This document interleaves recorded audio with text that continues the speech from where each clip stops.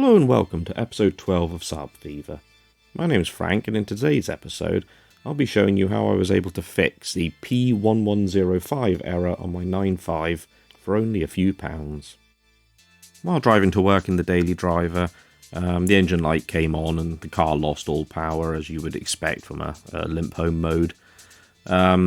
Of course, it happened on a day when I didn't have the Tech 2 in the boot. Luckily, the car did have OpenSID that I'd enabled long before I started this channel. So I was able to open up OpenSID, scroll down through the list of values until I found FCOD, which is basically short for fault code.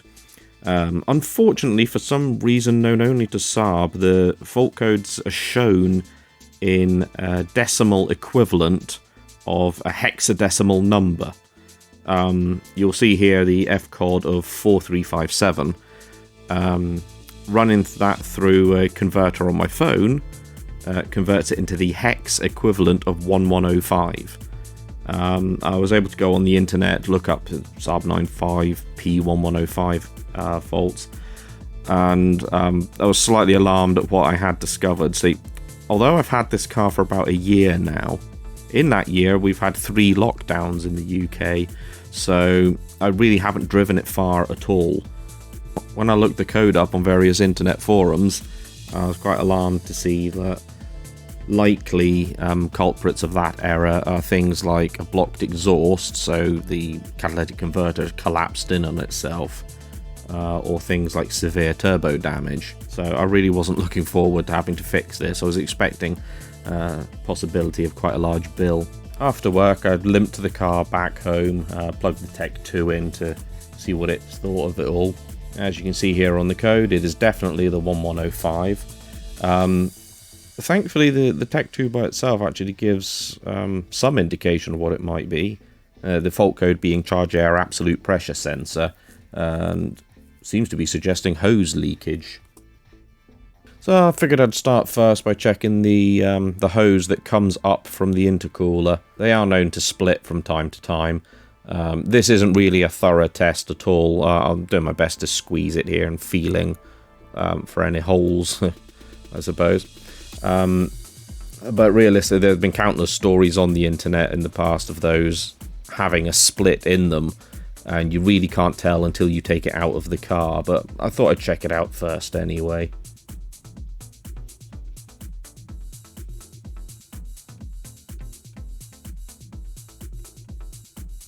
It seemed okay, at least with a cursory glance, so I moved on to checking to see if I had some sort of vacuum leak somewhere.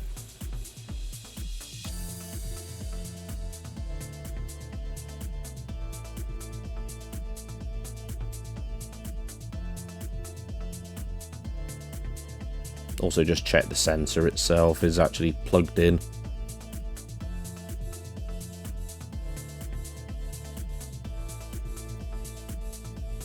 And you can see here I'm checking out the vacuum line for the dump valve.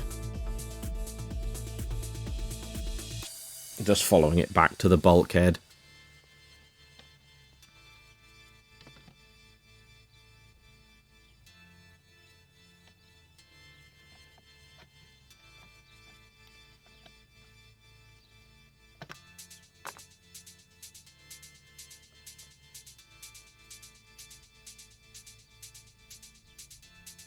And then following it from there to the throttle body.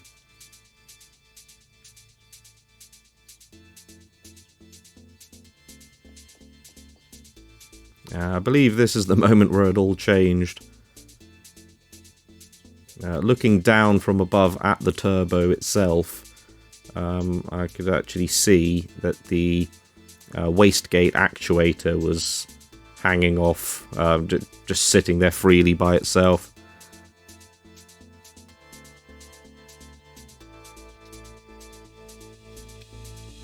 There's a good view. That's what I spotted.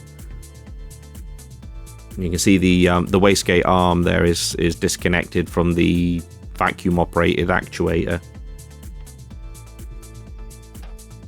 I'm taking off the heat shield here to get a better look.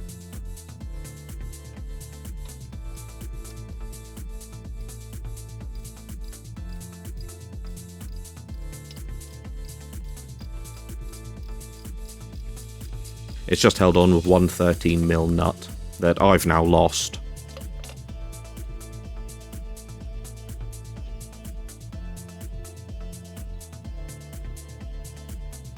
Well, it's not on the road.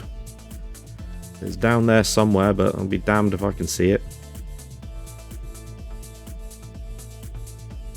I decided to just carry on taking off the heat shield here. Realistically, you really should remove the pipe that runs from the dump valve to the Cobra pipe, but with a bit of wriggling you can remove the heat shield.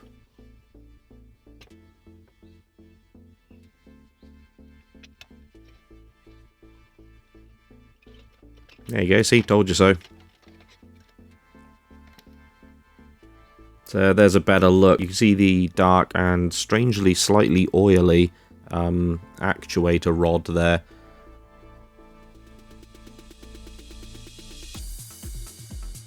And the arm of the turbo's wastegate just completely separate. Moving it up with my fingers there, but I can't get the two of them to mate again properly. I'll use two hands in a sec and actually pull the rod slightly closer to my right hand there. It's much easier to connect the two with both hands when you're not holding a camera. The actuator rod and the wastegate arm are locked in place with a small C-clip. Mine's clearly missing. I don't know if it's rusted up and fallen off or if it's been missing for some while and they've just worked their way separate. I'm not sure.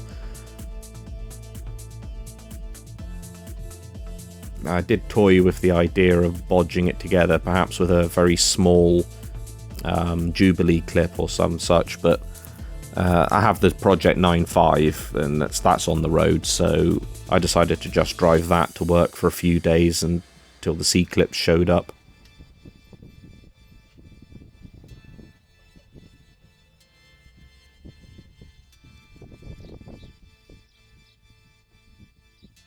There it is. There's the little blighter.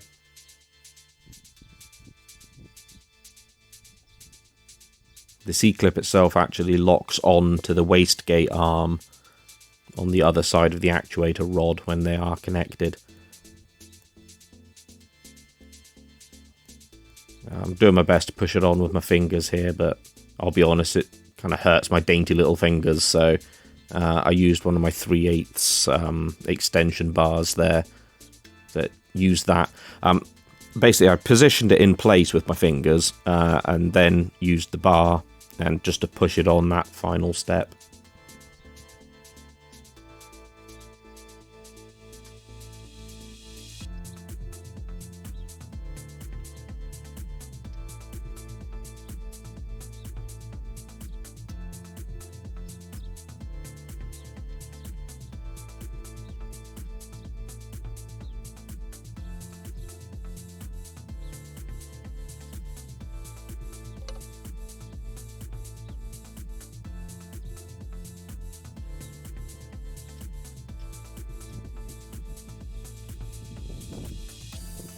Now it's just a case of putting everything back together.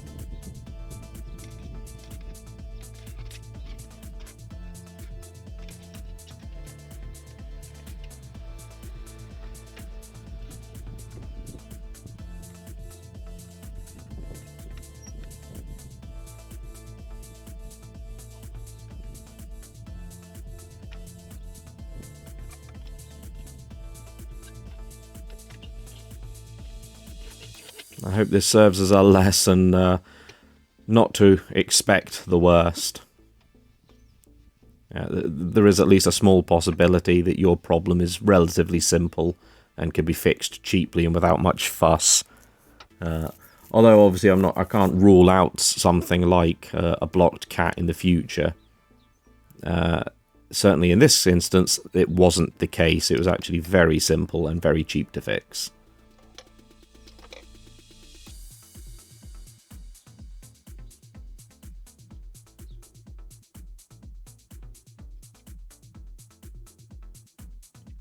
I had to find a replacement nut for the one I'd lost. I'm assuming at the moment it's maybe sitting on the subframe or Or perhaps in one of the under trays.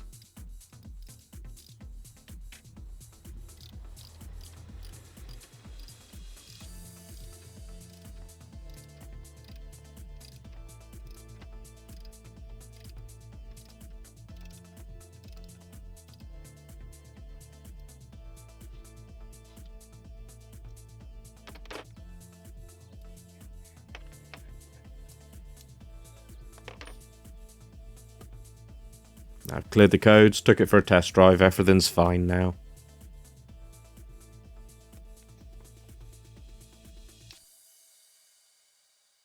As always, thanks for watching.